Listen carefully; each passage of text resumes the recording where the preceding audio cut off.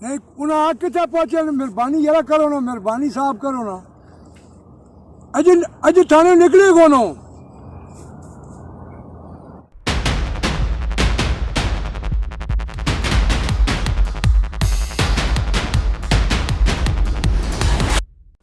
बिस्मिल्लाहिर्रहमानिर्रहीम। नाज़रीन अस्सलाम वालेकुम, आप देख रहे हैं वाच टाइम्स में हूँ आपका मेज़बान ताहिर नसीर। नाज़रीन आज दोबारा से हम बात करेंगे कैपिटल स्मार्ट सिटी के ऊपर। आपको मालूम है कि कैपिटल स्मार्ट सिटी के जो मालिक हैं जाहिद रफ़ीक, उनके ऊपर इससे कबल दहशतगर्दी का मुकदमा दर्ज हुआ। उन्होंने साईं इनाम के साथ मिलकर लोगों की ज़मीनों पर कब्ज़ा करने की कोशिश की, उनके ऊपर दहशतगर्दी का मुकदमा दर्ज हुआ। अब एक और मुकदमा जो उनके ऊपर दर्ज हुआ है वो कत्ल का है, और इन्होंने एक गरीब शहरी की ज़मीन पर कब्ज़ा करने के लिए वहाँ पे फायरिंग की, जिससे वो शख्स और उसकी एक और रिलेटिव वो भी ज़ख्मी हो गया। आज एक तो इसके ऊपर बात करेंगे, क्योंकि आपको मालूम है कि इससे कबल हमने बहुत ज़्यादा प्रोग्राम्स किए कि चक्री का चक्कर ऐसा चलता है कि वहाँ पे जितनी हाउसिंग सोसाइटीज़ हैं तमाम गैर कानूनी हैं। आप मोविडा सिटी को देख लें कि 8 दफ़ा वो अपना नाम तब्दील कर चुके हैं। अब दोबारा से उन्होंने सोशल मीडिया के ऊपर एडवर्टीज़मेंट शुरू कर दी और आवाम को चूना लगाना शुरू कर दिया है। और रुडन इनक्लेव देख लें कि रुडन इनक्लेव के पास इतनी जगह नहीं है जितनी वो फाइलें फ़रोख्त कर चुके हैं, और वो लोगों को ये जानसा देते हैं कि जो रिंग रोड जाएगा उस रिंग रोड का एक यहाँ पे ऐसी जगह है कि जहाँ पे उससे क्या कहते हैं एक प्लेस बनाई जा रही है, तो इंटरचेंज बनाया जा रहा है, जिस वजह से रुडन इनक्लेव की रेट्स जो हैं हाई है। इसके अलावा अब्दुल्ला सिटी देख लें, अब्दुल्ला सिटी के ताहिर अजीज़ ने एक और फ्रॉड शुरू कर दिया है, उसके ऊपर अलहदा से प्रोग्राम करेंगे।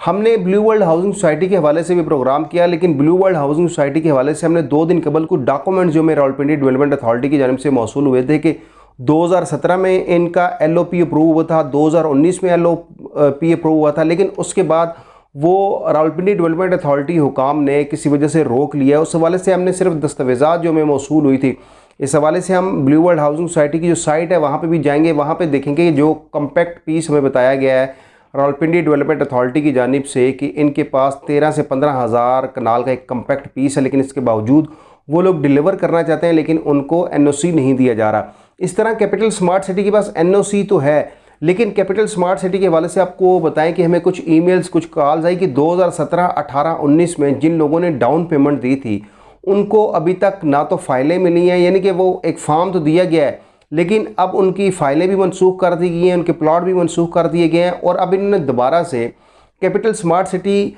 माजी में अगर हम बात करें तो इनका जो कब्ज़ा माफिया था वो इनको ज़मीनों पर कब्ज़ा करके देता था। अब दोबारा इन्होंने साईं नाम को अटैच किया है, क्योंकि इस हवाले से हमने कैपिटल स्मार्ट सिटी के और टॉप सिटी के हवाले से हमने एक प्रोग्राम किया था जिसमें आपको चौधरी फ़ारूक रज़ा का बताया था, लेकिन चौधरी फ़ारूक रज़ा ने इस तमाम चीज़ों से डिनाई किया। उन्होंने कहा जी ऐसी कोई बात नहीं, मुझ पर सिर्फ इल्ज़ाम तराशियाँ लगाई जा रही हैं।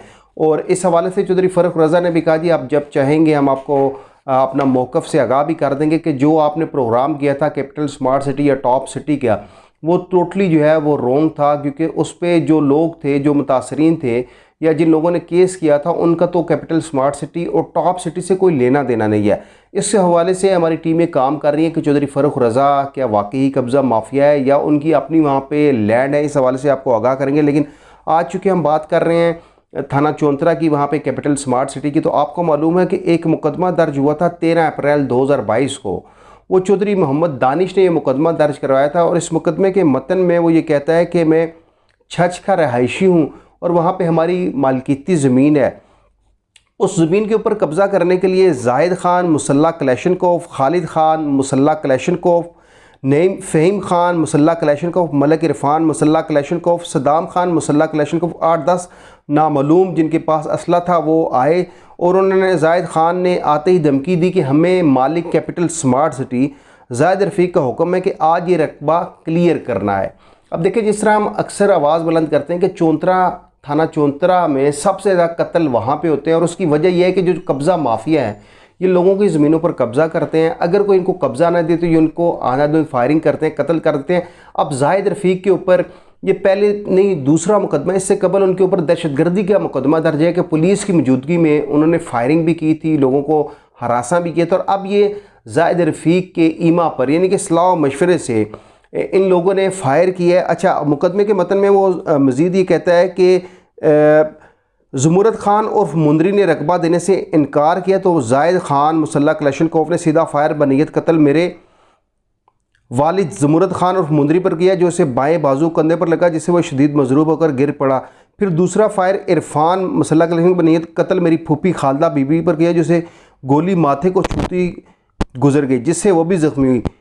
फिर तमाम मुलजमान ने मिलकर मौके पर आंधाधुंध फायरिंग की और फायरिंग करते हुए मौके से फरार हो गए। हमने वाले ज़मुरद खान फूफी खालदा बीबी को प्राइवेट गाड़ी में DHQ लेके आए। वहाँ पे मेरे वालिद यानी कि ज़मुरद खान ज़ख्म किताब ना लाते हुए जान की बाजी हार गए।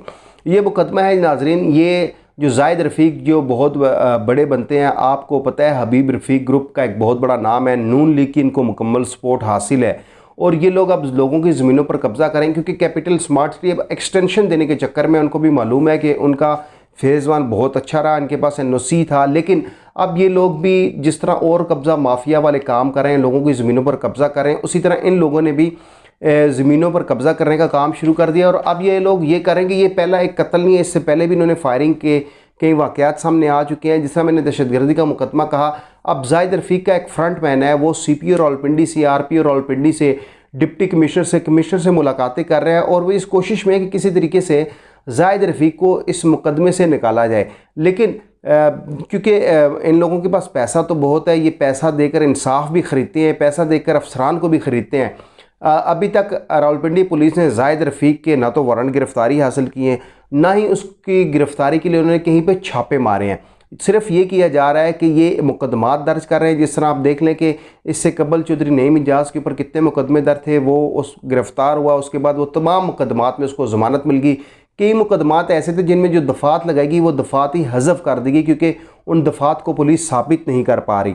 लेकिन अब ये जो मुकदमा है जाहिद रफ़ीक के ऊपर, ये कैपिटल स्मार्ट सिटी का जो मालिक है, दहशतगर्दी का हो गया, कत्ल का हो गया, अभी तक पुलिस ने ना तो इस मुलजिम के बाअसर मुलजिम है, अब तो वैसे भी नून लीग की गवर्नमेंट है वफाक में भी और पंजाब में भी। अब आप देखिएगा कि ये जो कब्ज़ा माफिया है ये और अपने बिलों से बाहर निकलेंगे, इस तरह गरीब लोगों की ज़मीनों पर कब्ज़ा करते रहेंगे। अभी तक ना तो जाहिद रफ़ीक गिरफ़्तार हुआ, ना ही जिन लोगों ने फायरिंग की इन्होंने अदालत से ज़मानत करवाई है। सिर्फ पुलिस मुकदमात दर्ज कर रही है और जब तक हुकाम बाला की इंस्ट्रक्शंस नहीं आती उस वक्त तक पुलिस इन लोगों को गिरफ़्तार नहीं करेगी।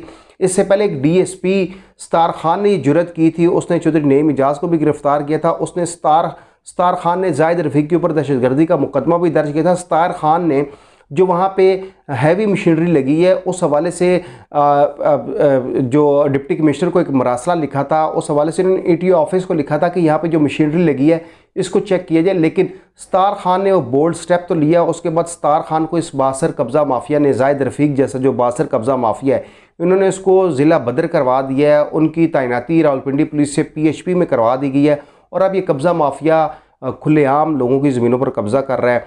आप देखते हैं कि रावलपिंडी पुलिस क्या जाहिद रफ़ीक को गिरफ़्तार करती है या मुद्दईयों के ऊपर दबाव डालकर ये कोशिश करेगी किसी तरीके से इस केस में भी राजीनामा हो जाए, कब्ज़ा माफिया गरीबों की ज़मीनों पर कब्ज़ा करता रहे और चंद पैसे उनको मिल जाएं ताकि वो आवाज़ बुलंद ना करें। अगले प्रोग्राम तक के लिए मेरे मेज़बान ताहिर नसीर को इजाज़त दीजिए। अल्लाह हाफिज़।